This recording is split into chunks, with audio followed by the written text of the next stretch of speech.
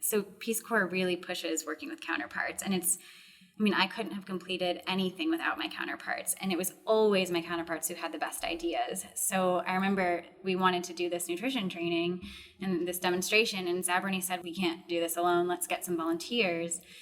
And he said, well, actually we have 4 sub-villages in the village, and let's get a volunteer from each sub-village to come and help us do this cooking demonstration. Yeah. So we had been talking about doing this, and Zabroni said, well, why don't we get these women to come with us? And kind of over the course of a couple months, we put together this training for these 4 women where we used the Peace Corps Nutrition Training Manual and taught them all that we knew about improving nutrition, exclusive breastfeeding, that kind of stuff. And let's train them to be nutrition leaders. And so that was really the main project that we did. I really wanted to be intentional about how I designed this project to make sure it was sustainable and that, I was really giving the reins to these women. So maybe 3 or 4 months into the project, once I gave out certificates, once we kind of completed this training with them, and I said, great, now you're officially nutrition leaders. And I wanted them to really have ownership of the project. So I had them vote on who would be the chair, who would be like the secretary. And I remember they were like, well, you need to vote. And I said, well, no, I can't vote because this isn't my group and I'm leaving. And so they also named the group. They named the group Walimu Walishe Bora, which means Teachers of Better Nutrition. And so, so they, as far as I know, are still nutrition leaders in the village. Great. Yeah. So we at the end of my service, I had maybe like 3 months left as we were kind of reaching the end of this project. And I decided, well, I'm an ag volunteer technically, so let's do permagardening. And so Zabroni and the 4 women and I at Zabroni's house made like a teaching garden, and we did a big permagarden, and people would come by. And so I wanted to teach the women a little bit more tangibly how they could grow some of this vitamin A and integrate it into their diets.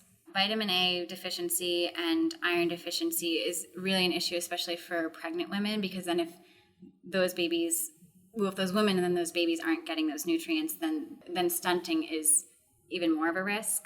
So that's why I was targeting vitamin A and iron. So you have a legacy in this town with the nutrition ladies.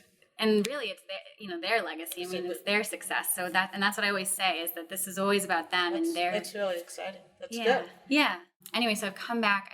I really am interested in women's reproductive health. I really want to be domestically focused, but I certainly dabbled in international development and international health during my degree, and thinking about those pieces. How do we really integrate local context into public health and global health projects? So I thought a lot about the Ebola outbreak. So prior to my leaving in 2015, many volunteers I know were evacuated in West Africa in 2014. So before I left for Tanzania, a lot of people would ask, oh my gosh, well, what about Ebola? And I was like, well, I'm going to be in East Africa. It's really far away. And let me tell you why it's not really of concern to me. But I thought a lot about kind of the lessons learned from the Ebola outbreak and and now here we are in Congo and there's an outbreak. And so how do we make sure that we build trust with the people there who don't know what we're doing, coming in as outsiders, trying to help and get the situation under control, but also not be scared that, oh my gosh, here I am as a Congolese person who might have Ebola and I'm afraid to go to the clinic because everyone I know who goes to the clinic doesn't come back. Right. How do we use people on the ground, Congolese people or host country nationals, to facilitate projects with us?